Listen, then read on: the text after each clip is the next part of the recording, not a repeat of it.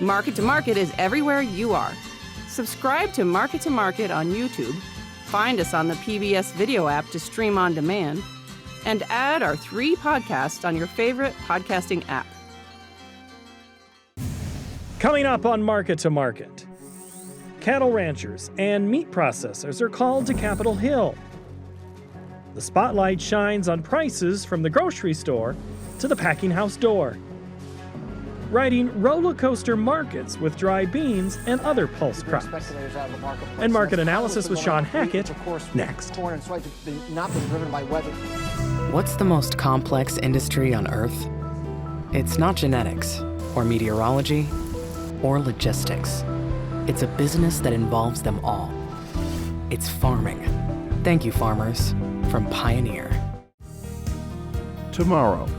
For over 100 years, we've worked to help our customers be ready for tomorrow.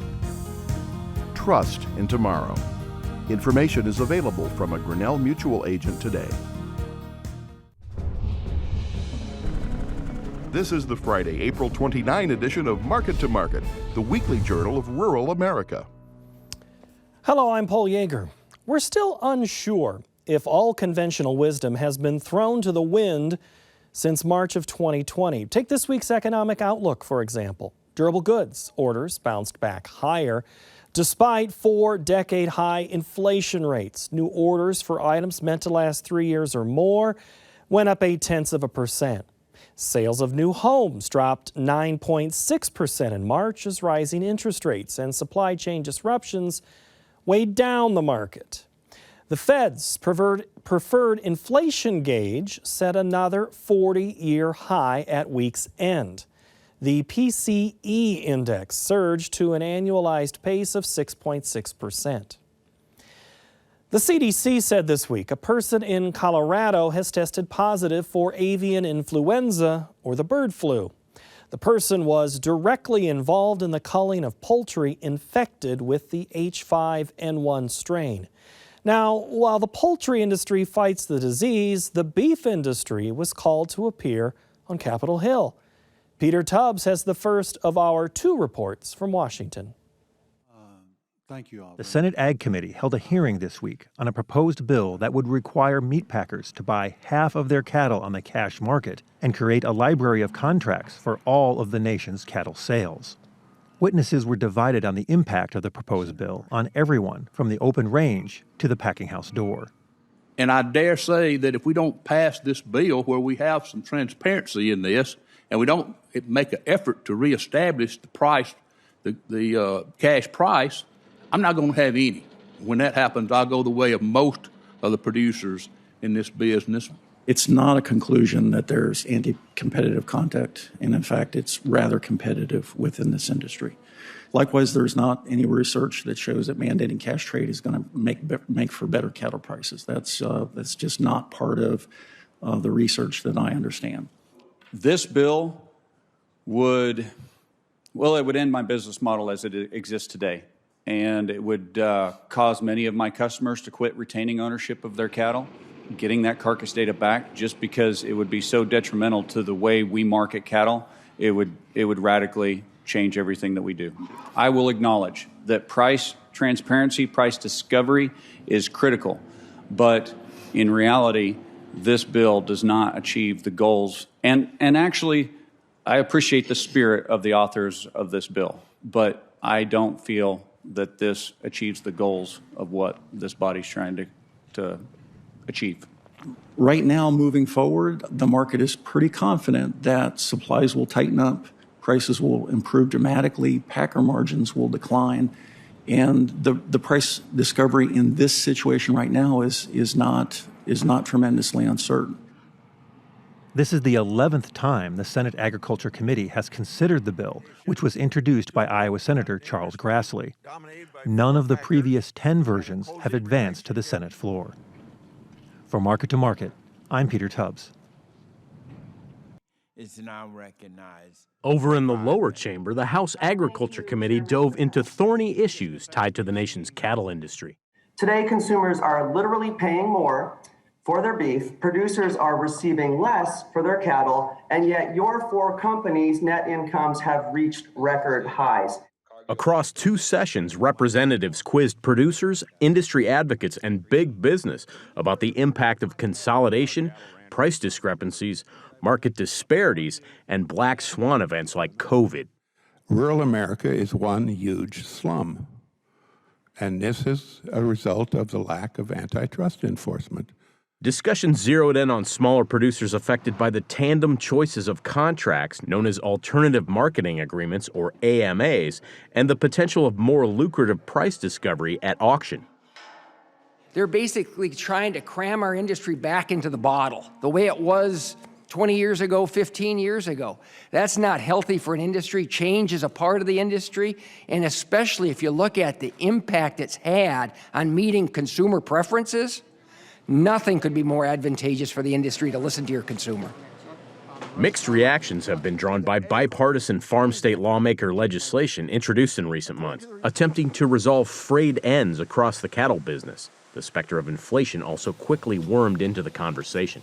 Ranchers and being able to continue to operate. I mean, that's just the plus or minus question from these days, is like, are they even going to be around much longer with costs of everything, costs of energy being up and down? How can this jettison up? And it started well before the COVID-19, of which you say caused a record amount of profit. So I want to get the yes or no and whether or not you all had agreement on pricing. No. Not that I am aware of. Experts, policymakers, government regulators agree.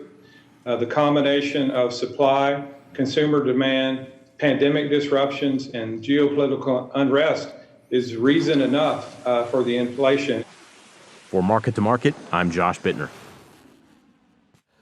Crop rotations come out of different situations, whether it be for soil health, weed control, or demand, and some of the diversity is driven by weather and climate. USDA lists 16 different crops in the state of North Dakota alone. Many are considered pulse crops and have been good for some producers. Colleen Bradford-Krantz reports on the attention to the industry, from the marketing to the genetics, in this week's cover story.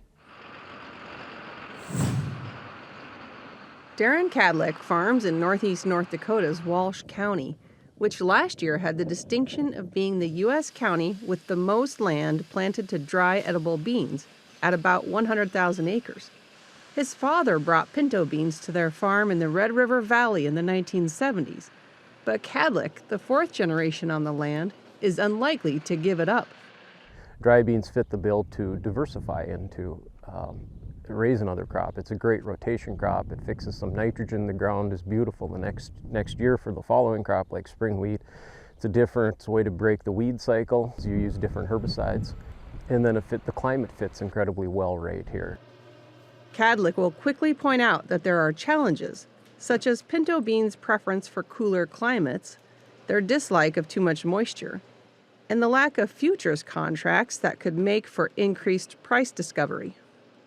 It's a specialty market, so it's much more volatile. Contracts do exist where you can contract a percentage of your crop, and then you have the open market on the backside. The export is what can really add to the volatility. Let's say a country like Mexico comes in, they can buy a significant amount of beans and clean up a carryover in a very short amount of time. Dry beans are just one of the pulse crops, defined as legumes with edible seeds that are harvested dry, to have gradually gained acreage in the United States. Besides dry beans, other pulse crops now grown on about 1 million acres each include lentils and dry peas, and briefly, chickpeas before production dropped. Some pulse crops have seen acreage level off in the last few years.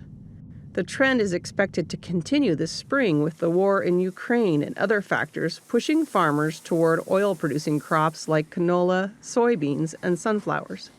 However, experts say the family of edible seeds shows potential for additional growth, particularly dry peas and black beans.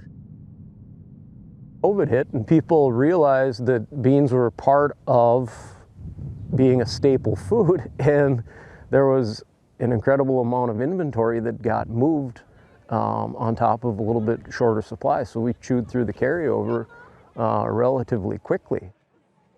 Weather events in North Dakota, including a large snowstorm during the 2019 harvest, pulled down supply just as demand was about to spike. When the pandemic hit, of course, dry goods were one of the first things that flew off the shelf. Our inventory was gone. We totally sold out. The good thing was in 2020, we had the largest crop on record, so we were able to replenish that stock. But it was scary because we've never had it where every bean we had on the shelf gone. Coulter said the United Kingdom's recent agreement to drop a 25% retaliatory trade tariff on dry beans should help boost sales. The industry has also seen more dry beans and dry peas, with their high protein and fiber, being used in plant-based meat alternatives and beverages. We've seen a lot more interest in dry beans once they started looking into plant-based proteins, or flexitarian diets where they're blending plant-based protein with meat products. Central Valley Bean Cooperative in Buxton, North Dakota, offers farmers contracts and annually processes and markets about 1.2 million 100-pound bags of dry beans. The company deals almost exclusively in pintos, which are the type typically used in refried beans. The recent volatility with pricing following weather disasters and global events isn't new to General Manager Dan Fugliston. It's wild. Probably by all accounts, 20 production was a record on acres and volume. And the market dropped from, say, a $40 grower to a $24 grower per hundredweight price, which is pretty significant. And then as last year's drought was developing throughout the winter, the market started coming up, and we've hit $50 now this year. That $50 is considered near record pricing for the industry. Fugliston said there is some concern, though, that the industry may be limited by the supply of dry bean seed, which is raised almost exclusively in Idaho and Wyoming. Although farmers are legally allowed to keep and replant some of their harvested dry beans, industry leaders are concerned the genetics may not be as strong. Seed becomes a talking point on limiting acreage. A lot of growers are only interested in growing dry beans if they can get a certain seed that they want. On years where there's good demand for seed, there's only so much that can get grown. Plant breeders at North Dakota State University are working on developing dry pea, lentil, and chickpea cultivars that perform well statewide rather than just farther west. I think the future will be, we're hoping to bring pulses here in the east as well. And that would be exciting. Bandilio expects the availability of genetic information and cameras that more precisely identify plant diseases to help speed up the development of new options for the region. And that's why we need to use molecular tools so that we could breed crops in a more precise way. In the last 4 years, North Dakota State University's Pulse Breeding Program has released a new variety of yellow pea, chickpea, and green pea. Developing a new cultivar can take 10 years, but Bandilio said the work should become faster. Everybody talks about these 9 billion people by 2050, right? But nobody talks about this growing demand for pulse crops. I would expect, a linearly increasing trend on the demand for pulses. For Market to Market, I'm Colleen Bradford Krantz. Next, the Market to Market report. Weather-responsive markets played out much of the week as rain served as both a relief and a burden on the trade. For the week, the nearby wheat contract lost 20 cents, while July corn added a quarter. Oil demand drove the soy complex. The July soybean contract shed 3 cents. July meal dropped by $19.80 per ton. July cotton jumped $9.78 per hundredweight. In the dairy parlor, June Class 3 milk futures shed 21 cents. The livestock sector was off. June cattle declined $5.78. August feeders cut $8.62, and the June lean hog contract plummeted $12.40 or 10%. In the currency markets, U.S. dollar index rallied 179 ticks. June crude oil added 306 per barrel. COMEX gold fell 25.20 per ounce, and the Goldman Sachs commodity index improved almost 7 points to finish at 754.80. Joining us now, he's back, everybody, Shawn Hackett. Good to see you, Shawn. Hey, Paul. Great to be here. Much better than Ireland, where I was a few weeks ago. I'm glad to be in Iowa. Good to have you here. I'm going to start with a question that's not from Iowa, but about the wheat country. We receive all sorts of questions via Facebook and Twitter, and I want to start right there with a question. My eyes are giving me fits here. From Brent in Enid, Oklahoma. He wants to know, Shawn, is there still so much carryover wheat that a horrible winter wheat crop in Texas, Oklahoma, Kansas, etc., won't bring prices up further? Seems to be the big topic. Well, it's a question of, is the supply that's out there going to be available to the marketplace? When we look at Russia, remember, for a year, they withheld exports and built up large ending stocks. This year's crop, which they're going to harvest in June, they're thinking it's going to be a record crop, 90 million metric tons. So when we look at what Russia has potentially for sale, massive supplies, and they have shown willingness to want to sell, they seem to need to fund this invasion of some sort. So the reality is, if they're going to be able and willing sellers come June, we do think there's enough wheat out there to handle things for now, even with the lower Kansas City winter wheat crop that we have right now. Well, and each contract was headed in a different direction this week. Finally, there may be some relief. I talked about weather in the open there. It's been a hindrance to the growing of the crop, but it doesn't seem to be pushing the crop. So domestically in the United States, if I'm a producer of any and I need to take advantage of any three of those contracts, what's some advice for me right now? Right now, with taking some of this weather premium off, we are getting the first rains in that west, ground that we haven't gotten anything since last year. I think we probably are making a top.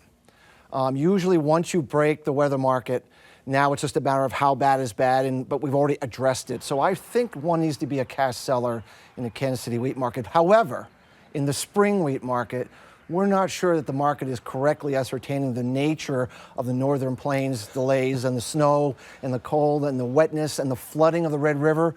We think there's more to go there. We might hold off some of the cash sales in the spring wheat. Spring wheat, relative to Casey wheat, is extremely cheap. There could be some difference in bifurcation in prices there. Well, we're talking about prevent plant acres already, and it could spill over a little bit into the corn market. North Dakota, South Dakota planting more corn than they used to. Let's specifically talk about corn this week a couple of times. The lines, new contract high, high close, July, December, kept going. The question is, Shawn, does that keep happening next week? Our long-term forecast has been that we would make a final top in the corn market in the springtime. Our idea was the latter part of May. It's a forecast we've had for over a year now. And one of the reasons we felt that way is because our natural climate cycle algorithm that we created told us we were going to have a late ending winter, lots of precipitation and delays that would lead into this final, what we call kind of a blow-off top, which I think we're in right now. So we think we're near the end of this 2-year phase transition that began during the Derecho storm. And it's definitely getting time to take some of that money home on the farm if you're a producer of corn. We have some questions that we'll use in Market Plus, which you can see also in the same places you get this show if you watch us online. We'll ask about some of those specific things. So I'm going to stick with corn for a moment. If you're saying blow off top, you're saying it's high. I haven't turned a wheel. Why do I do something? Because I'm seeing my field I haven't rolled. Surely this thing's going to go higher. Well, it may go a little higher. We think it could go maybe a little higher into mid-late May, but the fuse is very short, and trying to predict that moment of reversal that we're down big and the top is in, very, very difficult to do. We'd rather be just an average seller through this month, through the period where we think this blow-off top's going to occur, than try to, hand-pick that moment and then feel I missed it and then try to sell on the way down, which is much more difficult than trying to sell on the way up. Remember, though, be careful about overplaying your local weather. It's a global market, and even in the United States, there's a lot of different growing conditions, and it's going to warm up. here after next week, and the planters are going to start to increase their roll. We had a whole lot of pictures on our market Facebook page this week of people rolling finally, so we'll see how those numbers reflect on Monday. But in soybeans, when you talk about this global picture, the oil, the soy oil, as Malaysia, as there's been this noise about the cooking oil, we're not exporting it anymore here, the Russia, Ukraine, no sunflower oil. It wasn't enough to eke out a win for soybeans. Why not? Soybeans are very, very high, but on the flip side, the bean meal price has really been falling. And we really worry about the bean meal demand. Where's the feed demand going to come for bean meal later this year? The hog herd's not growing. The cattle herd is shrinking. The herd in China has been shrinking for 6 months as they've been liquidating the herd on uneconomical prices. I mean, we really worry, who's going to be the buyer? We're killing off all these chickens due to avian flu.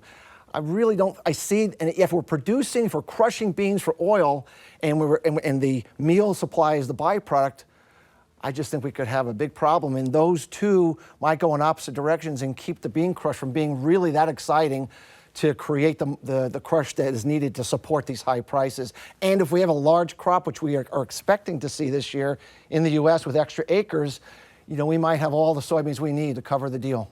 So it sounds like I need to make some type of protection right now. Absolutely, 100% agree. We are not friendly to soybeans. In fact, we think the soybean market probably is already topped out on the Brazilian drought, and all we're doing now is kind of a retesting kind of a phase while the corn market finishes its job. And remember, the wheat market made its blow off top during Russia's invasion. So we have these markets kind of blowing off their tops in different phases and cycles. But overall, we're kind of worried about where these prices are heading, because we actually think once we get through this planting issue with the weather, we're going to have a really good year for weather and big crops later this year. We don't think this is the drought year or this is the weather problem year to get all the market excited from where we've been. So you don't see weather as a big issue then? Not once we get past planting season. Okay. We don't. We still think it's going to be a really good year. We're leaving La Nina. We're heading towards El Nino. That phase transition tends to produce better weather, cooler weather, more moisture. We're already seeing it this spring. Cotton, that's one of those markets that when opposite China's buying, is that the only driver? Well, there's two things. Old crop cotton is being driven by these on-call sales that the millers have put on, and they didn't fix their product in time, and so there's been a lot of short covering that's been blasting this market higher in the short run. But the new crop, it's all about, are they going to get rain in West Texas? 3.5 million acres. It can be a zero. It can be a huge crop. It does look like, we talked about Kansas City winter wheat, it does look like we're going to get our first sprinkle, quarter inch, half inch. And if we do, that could start to pressure that new crop cotton price and start to idea that maybe the worst case scenario is not going to play out here. We had a lot about cattle in this program, but live cattle, all the meat's off this week. What's driving the live cattle When you pullback? hear stagflation, when you print a negative GTP number, you definitely worry the market that the demand for meat is going to be an issue. And at the same time, when you're dealing with high feed prices, high costs of production, and potentially lower demand, it brings sellers in week end, month end. It's a perfect time to just crush the market like we saw and just really pile drive it down. Having said that, that's the short-term issue. But if we're correct about the corn market topping out here in May and rolling over, especially for the cattle market, that herd liquidation, especially for the feeders, we could see prices much, much better as we get into the latter part of the summer and the fall. And so we do think there's an optimistic side to this very difficult period right now for the livestock sector. So you make it sound like there's a couple of months of rough road ahead for cattle, especially the feeder.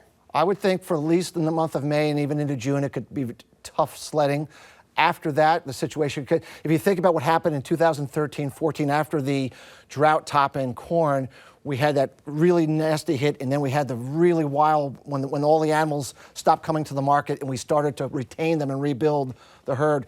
That's kind of the scenario we see later this year into 23, and it should be pretty exciting times if you're in the cattle business. But right now, it's the last of the herd liquidation phase and the most painful part, unfortunately. Not much to get excited about in the hog market either. Well, we had some excitement. We had a big rally, and then it just caved in. We've been adding a lot of weights, and as those weights have been added and the supplies were coming in, when you look at China, we just noticed that the hog price in China jumped 15% this month. that's a sign that their herd liquidation that they've been going through is finally over, and that the price is finally going to be maybe profitable for the first time in a while. That is the early stages of getting them back into buying our pork. But that's not today. That's later in the year. And so right now we have an air pocket for demand against these higher weights, and that's going to pressure this market down at a time that we did hit some pretty high prices there for a while. Do you see the timeline being the same for hogs as it is for cattle? We kind of do. We kind of think, if you're thinking August prices onward, we're thinking that's where the rubber meets the road and where this switcheroo between supply and demand favor higher prices for both markets right now. 15 seconds, crude oil. It's still above 100. What's that mean? Bad for consumer demand. It's as simple as that. We need that down. And if the natural gas price is going to continue to be elevated because we're selling LNG to overseas, that's not going to help the economy or get some of the demand going that we want to see. Shawn Hackett, good to see you. Thank you so much for your insight. Thank you, Paul. All right, that'll do it for the TV show we call Market to Market. We're going to keep going in Market Plus, so please join us there. Find that free on our website of markettomarket.org. Twitter was in the news this week, and some have jumped on and off the platform, but you know what? We've been there since 2009, and we continue our plans to offer links of our content and requests for your input. Follow along, if you like, at Market to Market. Next week, we look at the battle to end famine. Thank you for watching. Have a great week.